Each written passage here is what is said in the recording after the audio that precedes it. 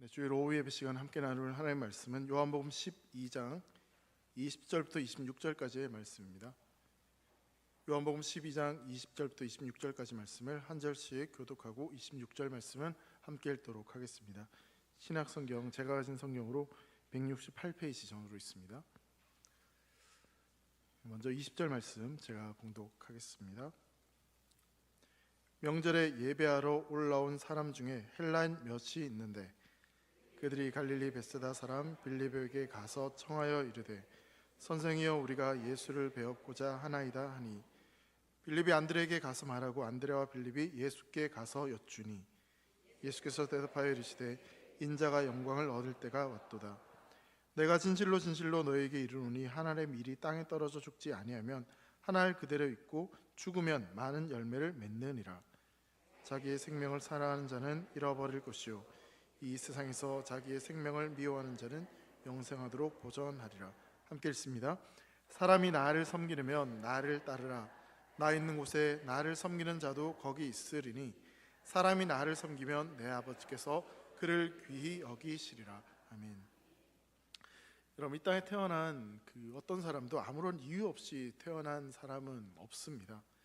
하나님이 인간을 창조하실 때부터 분명한 목적을 가지고 창조하셨습니다. 단지 인간이 그 목적을 잃어버리고 살기 때문에 삶이 흔들리고 또 어디로 가야 될지 방향을 모른 채 헤매는 것뿐일 것입니다. 혹시 여러분들 가운데 내 인생은 왜 이렇게 불행할까, 왜 이렇게 힘들까라고 생각하는 분들이 있을지 모르겠습니다. 여러분, 종이에다가요 한번 여러분들이 불행하다고 생각되는 이유들을 한번 적어 보시기 바랍니다. 나는 이래서 불행하고 저래서 불행하고 불행한 이야기를 쭉 적다 보면 아마 한 장으로 모자라는 분들이 있을지 모르겠습니다. 불행하다 이야기하는데 웃으셔가지고. 근데 여러분, 그 불행한 이야기를 쭉 적다가 이제 마지막에 그 옆에다가 여러분들이 행복한 이유를 딱 한 가지만 한번 적어보시면 어떨까요? 저를 한번 따라해 보시겠습니까? 나는 하나님의 자녀입니다.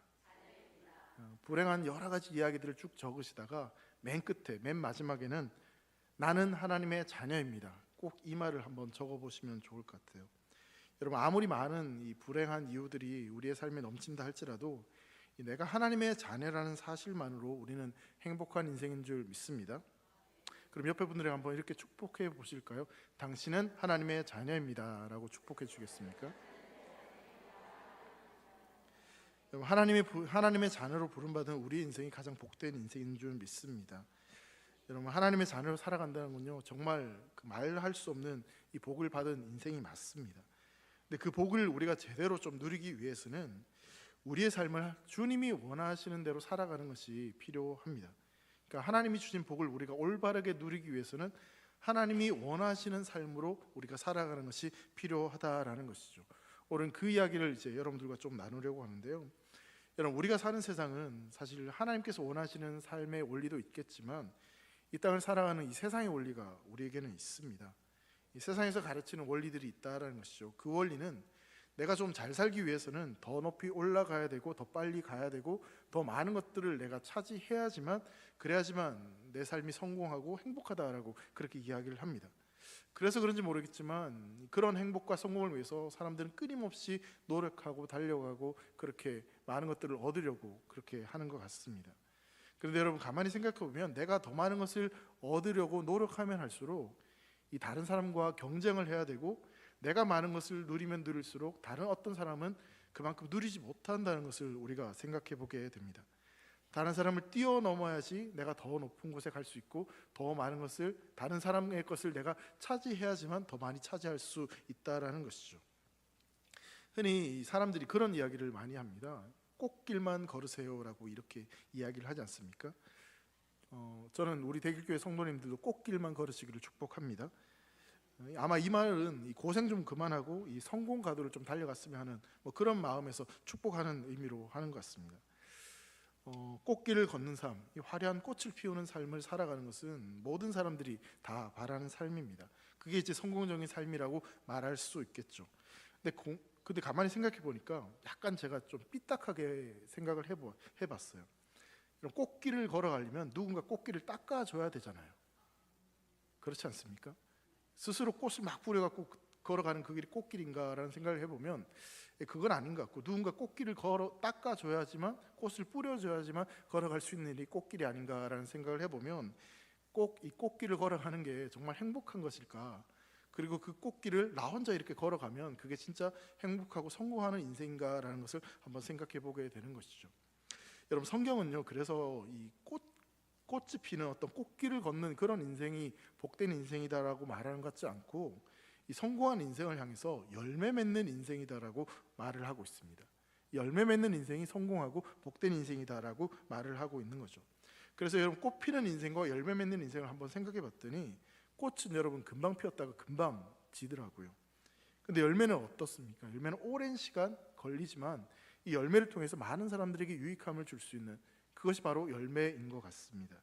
그래서 성경은 우리에게 열매 맺는 삶을 살아갈 것에 대해서 끊임없이 말씀하고 있습니다.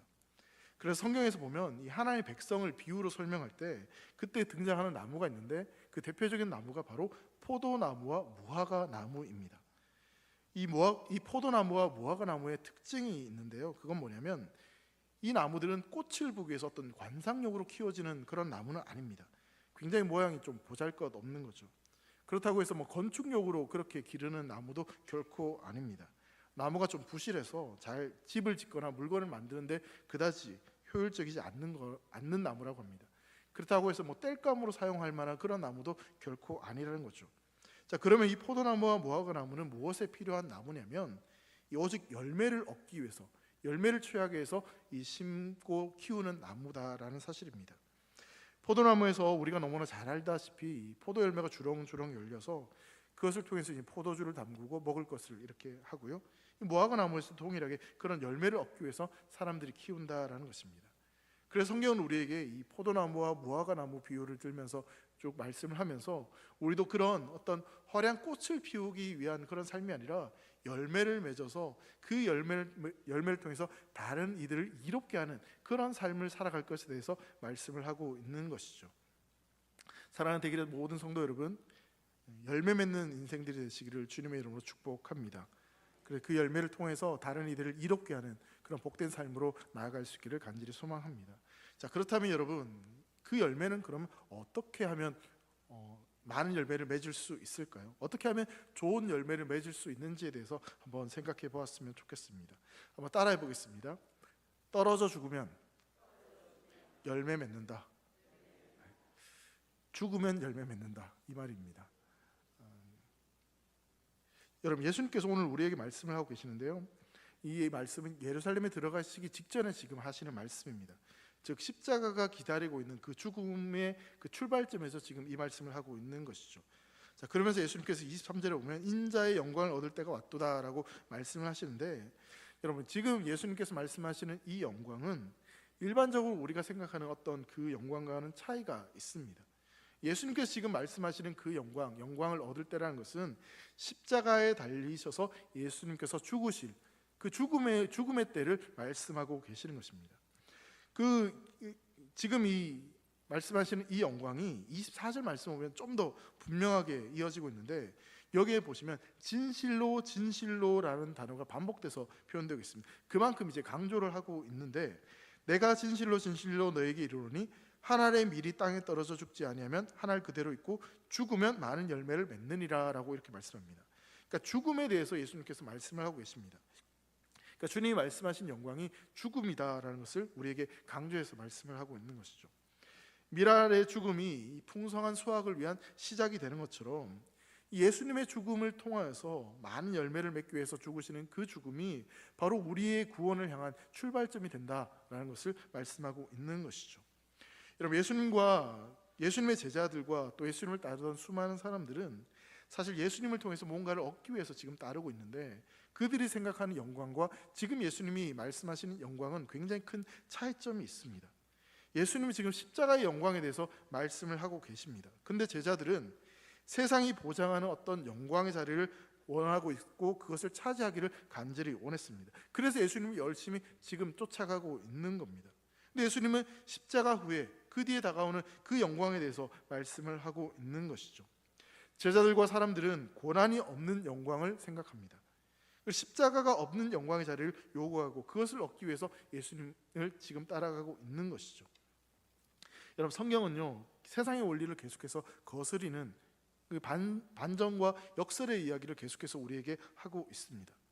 누구든지 크고자 하는 자는 섬기는 자가 되어야 된다.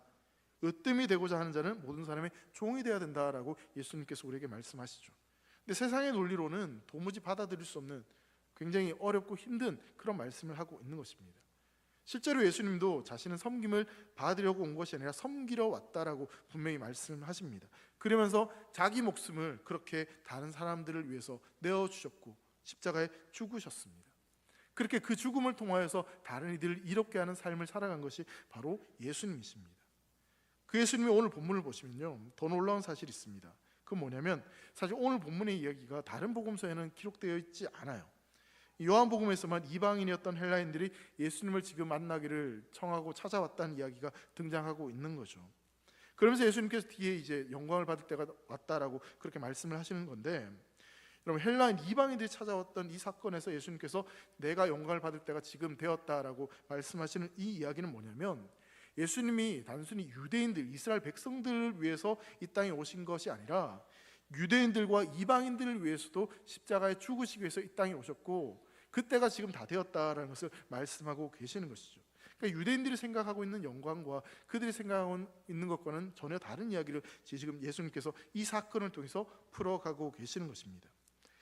요한복음에서는 이 사실을 의도적으로 지금 말씀하면서 예수님이 누구신가에 대해서 분명하게 말씀을 하고 계십니다. 예수님은 우리 모든 인생들의 구원자이시다.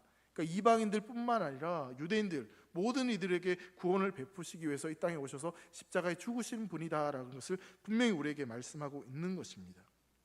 주님이 그렇게 직접 하나님의 일이 되셔서 땅에 심겨져 죽으셨다라는 것을 말씀하고 있는 것입니다. 여러분, 어떤 지역에 이 굉장히 큰 가뭄과 기근이 찾아왔다라고 한번 생각해 보시죠. 먹을 수 있는 것이 다 떨어졌습니다. 쌀 한 톨도 없고요, 아무것도 먹을 것이 없습니다. 근데 참 다행스럽게도 이웃 마을 다른 나라로부터 이 가뭄과 기근으로 고통받는 사람들을 위해서 이 곡식이 한 자루씩 막 지원되었습니다. 그래서 각 집마다 곡식을 한 자루씩 다 배급을 나눠 주었어요. 근데 이 곡식은 사람들에게 먹을 수 있는 양식이기도 하지만 또한 이것을 심으면 또 다른 열매를 거둘 수 있는 그런 씨앗이기도 했습니다.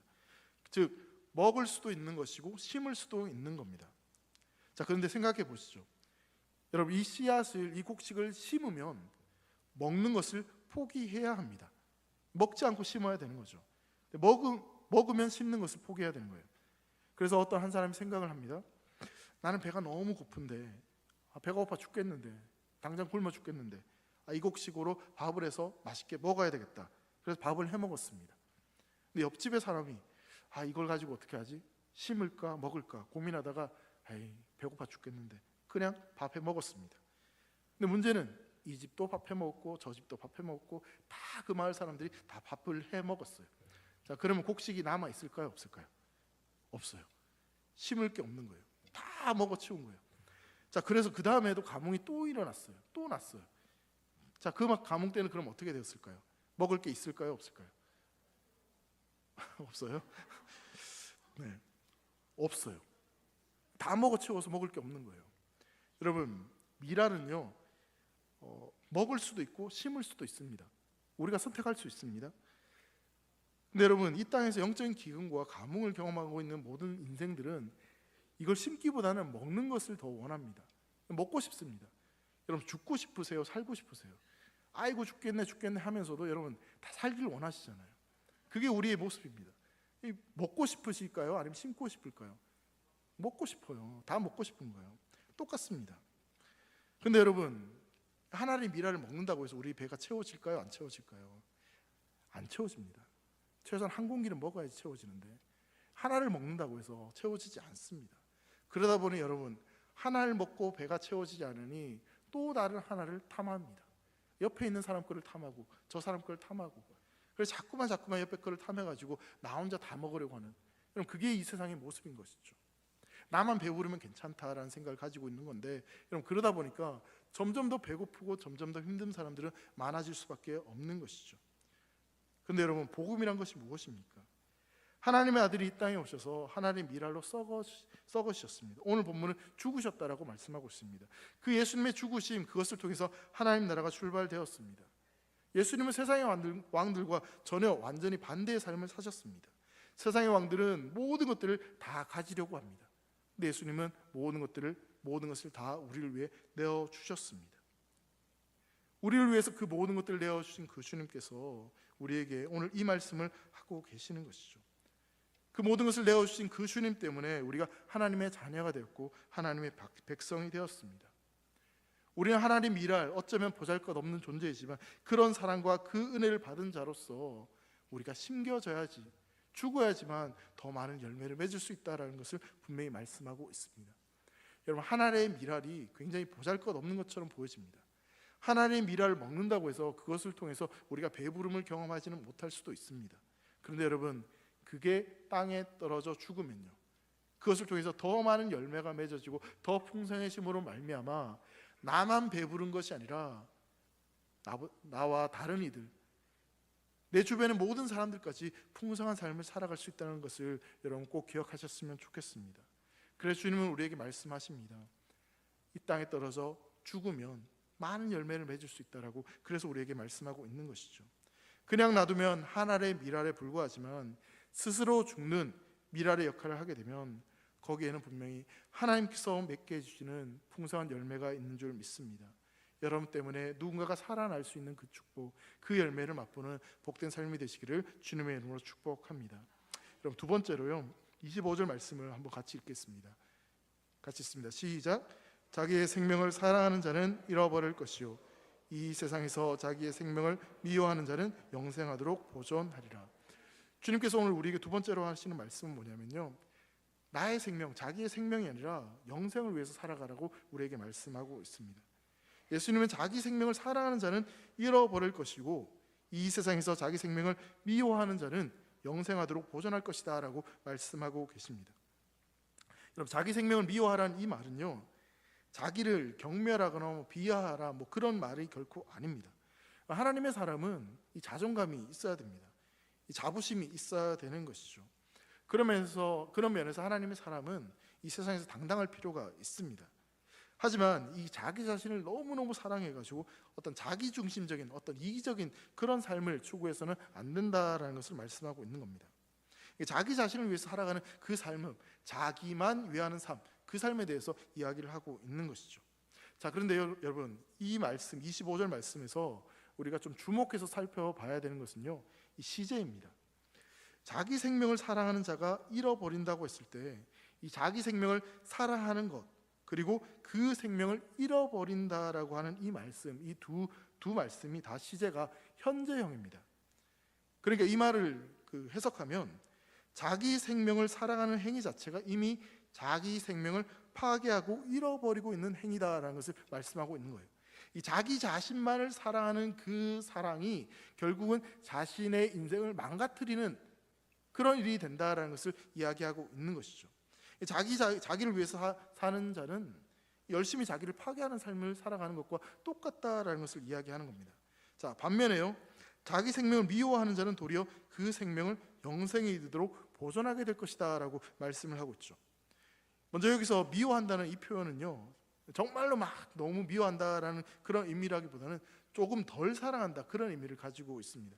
자기 생명보다 더 나은 가치, 내 생명보다 더 가치 있는 것, 그것을 위해서 내가 살아가는 그것에 대해서 말씀을 하고 있는 것이죠. 즉 자기 생명보다, 내 생명보다, 내 인생보다 더 중요한 가치가 있는데 바로 그것이 하나님이 기쁘신 뜻이고 하나님 앞에 순종하는 삶이고, 주님 말씀하신 것처럼 하나님의 미랄로 이 땅에 죽는 삶, 주님을 따라가는 그 삶, 풍성한 열매를 맺어가는 그 삶이 훨씬 더 가치 있는 삶이기에 그 삶을 향해서 나아가는 그런 인생에 대해서 이야기를 하고 있는 것입니다. 내 생명보다, 내가 누리는 것보다 더 나은 가치를 위해서 살아가는 그것이 복된 인생이다라는 것을 우리에게 말씀하고 있는 것이죠. 여러분, 그렇게 살아가는 사람들에게 주님께서 어떤 약속을 하고 계십니까? 자기 생명을 사랑하는 자에게는 아무런 약속이 없습니다. 오히려 자기를 사랑하며 살아가는 그 삶은 오히려 자기를 파괴하는 것과 똑같다라고 말씀을 하시지만, 근데 자기를 미워하는 사람에게는 영생이 있다라고 말씀하고 계십니다. 그러니까 주님을 따르는 자에게, 자기를 미워하는 자에게는 훨씬 더 큰 약속, 큰 축복이 있다라는 것이죠. 그럼 바울이요 로마서 8장 18절 말씀에서 이렇게 말씀을 하고 있습니다. 한번 같이 읽겠습니다. 시작.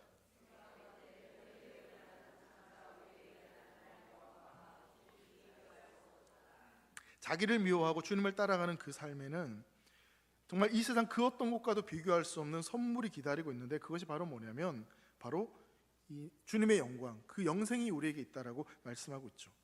여러분, 우리가 이 땅에서 아무리 호의호식하며 살아갈지라도 마지막이 비참하다면 그 인생은 참 실패한 인생일 수밖에 없습니다. 하지만 내가 지금 비록 힘들고 어렵게 산다 할지라도 나에게 더 좋은 날이 있음을 믿고 그 영광을 구하며 그 영광을 맛보며 살아가는 인생은 가장 복된 인생이 될 줄 믿습니다. 여러분, 물론 그 영광이 우리가 생각하기에 어떤 세상적인 가치로 생각한다면 실망할지도 모르겠습니다. 하지만 여러분, 세상의 영예는요 화려하게 보이는 것 같지만 덧없고 순식간에 사라질 뿐입니다. 하지만 하나님이 주시는 것, 하나님이 우리에게 약속하신 이 영생은 우리에게 영원하고 또 확실한 약속인 줄 믿습니다. 세상의 영광이 아닌 하나님 아버지의 기쁘신 뜻을 온전하게 순종함으로 주님을 따라가고 자기를 미워하고 더 큰 가치인 오직 주님만을 위해 살아가는 되기를 모든 성도 되시기를 주님의 이름으로 축복합니다. 여러분, 26절 말씀을 보면요, 이제 그런 삶을 살아가는 자들에게 이러한 약속의 말씀이 있습니다. 26절 한번 같이 읽겠습니다. 시작. 나를 섬기는 자도 거기 있으리니 사람이 나를 섬기면 내 아버지께서 저를 귀히 여기시리라. 여러분, 26절 말씀을 보시면요, 하나님의 미랄이 되어 자기 생명을 미워하고 예수님을 따르는 자, 나를 미워하고 자신을 미워하고 예수님을 따르는 자에게 주시는 약속의 말씀입니다. 주님은 그들에게 어떤 약속을 주시냐면 사람이 나를 섬기면 내 아버지께서 저를 귀히 여기신다라고 말씀하고 있습니다. 여러분, 주님을 따르는 자를 누가 귀하게 여기신다고요? 우리 주님이 귀하게 여기신다고요. 우주의 주인이신 우리의 구원자이신 그 주님이 우리를 귀하게 여기신다고, 우리를 어여삐 보신다고 말씀하고 계십니다. 여러분, 그 주님이 어여삐 여기시는, 이 귀하게 여기시는 이것은요, 예수님께서 아버지의 기쁘신 뜻을 위하여 고난과 십자가의 죽음의 길을 가셨을 때, 그때 이 하나님 아버지로부터 예수님이 받으신 그 귀하게 여기신 영광이었습니다. 근데 예수님이 그 십자가의 죽으심으로 그 아버지에 순종하셨고 그 아버지를 영원하게 하심으로 말미암아 자격 없는 우리가 그 예수님을 통하여서 그 하나님의 귀히 여기심을 받을 수 있는 존재가 되었다라는 사실입니다. 주님을 섬기는 모든 자에게 주님이 귀하게 여기시는 그 영광과 그 축복을 맛볼 수 있는 그런 인생으로 바꾸어 주셨다라는 사실입니다. 성도 여러분, 하나님이 우리가 뭐 특별하고 예쁘고 귀여워서 그래서 우리를 어여삐 여기시고 귀하게 여기시는 것이 아니라 예수님 때문에, 예수님이 나를 위해 그 십자가에 죽으시고 하나님의 미랄이 되셨기 때문에, 그래서 그 예수님 때문에 우리를 귀하게 여기신다라고 말씀하고 있는 것입니다. 그 예수님을 따라서 예수님이 가신 그 길을 따라가는 그 인생을 우리 주님께서 귀하게 여기신다라고 말씀하고 계신 것이죠. 여러분, 하나님께서 이스라엘 백성들을 향해서 이렇게 축복하는 말씀이 있습니다. 이사야 43장 4절과 5절 말씀인데요, 한번 같이 읽겠습니다. 시작. 내가 내 눈에 보배롭고 존귀하며 내가 너를 사랑하였은즉 내가 내 대신 사람들을 내어주며 백성들이 내 생명을 대신하리니 두려워하지 말라. 내가 너와 함께하여 내 자손을 동쪽에서부터 오게 하며 서쪽에서부터 너를 모을 것이며. 여러분, 이스라엘 백성들이 어떻게 하나님의 사랑을 받는 존재가 될 수 있었습니까? 무슨 이유로 그들이 하나님의 눈에 그토록 보배롭고 존귀한 존재가 될 수 있었겠습니까? 이스라엘 백성들이 그 정도로 말씀을 잘 따르고 구별된 거룩한 삶을 살아서, 그래서 하나님 보시기에 정말 그렇게 사랑스러운 존재가 된 것이 아닙니다. 그럴 만한 어떤 조건도 그들에게는 없었습니다. 틈만 나면 죄를 범하고 틈만 나면 불평하고 원망하고 그랬던 사람들이 이스라엘 백성들입니다. 근데 하나님이 그들을 존귀한 자로 여기신다, 보배롭게 여기신다라고 말씀하고 있습니다. 여러분, 그 이유가 어디에 있습니까? 성경 그 이유에 대해서 이사야 43장 1절 말씀에 이렇게 말씀하고 있습니다. 한번 같이 읽겠습니다. 시작. 야곱아, 너를 창조하신 여호와께서 지금 말씀하시느니라. 이스라엘아, 너를 지으신 이가 말씀하시느니라. 너는 두려워하지 말라. 내가 너를 구속하였고 내가 너를 지명하여 불렀나니 너는 내 것이라. 너는 내 것이라 라고 말씀하고 계시죠. 여러분, 하나님이 예수 그리스도를 통해서 우리를 구속하셨고 자녀 삼아 주셨기 때문에, 그래서 하나님께서 우리를 귀하게 여기시고 너는 내 것이다 라고 말씀하고 계시는 것입니다. 하나님의 미랄이 되어 이 땅에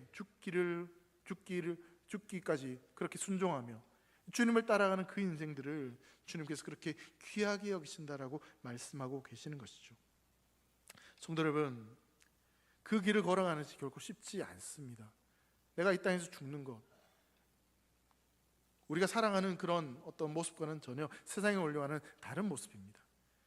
누구나 다 먹고 싶지 심기고 싶은 사람은 없습니다. 누구나 다 살고 싶지 죽고 싶은 사람은 없습니다.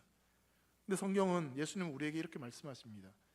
살지 말고 죽으라고 말씀하십니다. 우리의 자아가 죽으라고 말씀하시고요, 내가 죽어 예수님이 살아가는 그 인생을 살아가라고 우리에게 말씀하고 계시죠. 내가 죽어서 다른 이들을 이롭게 하는, 더 풍성하게 하는 그런 삶을 향해 나아가라고 말씀하고 계십니다. 그리고 그런 삶을 향해서 참 귀하다, 참 귀하다라고 말씀하고 계시는 것입니다. 사랑하는 대길의 모든 성도 여러분, 저는 우리 대길의 모든 성도들이 그렇게 하나님 앞에 참 귀하게 쓰임받는, 칭찬받는 복된 성도 되시기를 주님의 이름으로 축복합니다. 우리 사랑하는 대길교회가 그렇게 하나님 앞에 귀하게 쓰임받아 그렇게 축복된 존재로 쓰임받기를 간절히 소망합니다. 여러분, 그 하나님 미랄이 되어서 살아간다는 것이 결코 쉽지 않습니다. 우리가 자격이 되어서 그렇게 한 것이 결코 아닙니다. 로마서 5장 8절 말씀에 보면요, 우리가 아직 죄인 되었을 때 그리스도께서 우리를 위하여 죽으심으로 하나님께서 우리에 대한 자기의 사랑을 확증하셨느니라 라고 말씀합니다. 우리가 죄인 되었을 때 자격이 안 되었지만 우리 주님께서 그 하나님의 미랄이 되어 죽으심으로 말미암아 우리를 이렇게 살리셨고 구원하셨다라고 말씀하고 있는 것이죠. 성도 여러분, 이 하나님의 미랄이 그냥 떨어져 그냥 있으면요, 사라집니다. 썩어져서도 안 돼요. 죽어야 된다라고 분명히 성경은 이야기합니다. 죽을 때 생명을 맺고 더 풍성한 열매를 맺을 수 있다라고 말씀하고 있습니다. 예수님이 바로 그런 모습이었고 그런 모습을 따라오라고 우리에게 말씀하고 있는 것이죠. 오늘 주님께서 우리에게 부탁하십니다. 하나님의 미랄이 땅에 떨어져 죽을 때 많이 열매를 맺느니라. 우리에게 하나님의 미랄이 될 것을, 이 땅에 죽을 것을 말씀하고 계십니다. 그리고 그렇게 이 땅에 심겨져 하나님의 미랄이 된 우리에게 주님이 약속하셨습니다. 나 있는 곳에 나를 섬기는 자도 거기 있으리니 사람이 나를 섬기면 내 아버지께서 저를 귀히 여기시니라. 우리의 수고와 우리의 섬김이, 우리의 죽음이, 우리의 희생이 결코 헛되지 않을 것이다 라는 것을 분명히 약속하고 계십니다. 주님을 따라 죽는 미랄의 삶을 살면 우리는 주님과 함께 영원한 나라에서 영생을 누리게 될 것이고, 우리 주님께서 우리를 귀하게 여기시는 그 축복을 누리며 살아갈 수 있다라고 약속하고 계시는 것이죠. 사랑하는 대길의 모든 성도 여러분, 그 약속을 붙잡고 살아갈 수 있기를 간절히 소망합니다. 이 땅의 미랄로 그렇게 죽어져서 더 풍성한 것을 열매 맺고 다른 이들을 이롭게 하고, 우리 교회를 통하여서 이 나라를 살리고 이 민족을 살리고 또 하나님 나라가 더욱더 확장되는 놀라운 역사가 우리를 통하여서, 우리 교회를 통하여서 일어날 수 있는 그 축복과 그 순종의 발걸음이 우리 모든 성도들의 발걸음이 되기를 간절히 소망합니다. 기도하겠습니다. 하나님 미랄이 되셔서 죽으심으로 말미암아 우리를 살리신 주님, 우리도 주님이 걸어가신 그 길을 따라갈 수 있도록 은혜를 내려 주시옵소서. 우리의 노력으로, 우리 힘으로 결코 살아갈 수 없지만 하나님 은혜 주셔서 또 우리에게 주신 그 복음과 그 구원으로 말미암아 조금이나마 그 발걸음을 따라갈 수 있도록 은혜를 베풀어 주시옵소서. 사랑 우리 대길의 성도들이 하나님의 미랄이 됨으로 말미암아 이 민족을 살리고 가정을 살리고 또 우리 교회가 그렇게 살리는, 또 다른 이들을 이롭게 하는 그런 귀한 역사를 감당할 수 있도록 축복하여 주시옵소서. 감사하며 사랑하는 예수님의 이름으로 기도합니다. 아멘.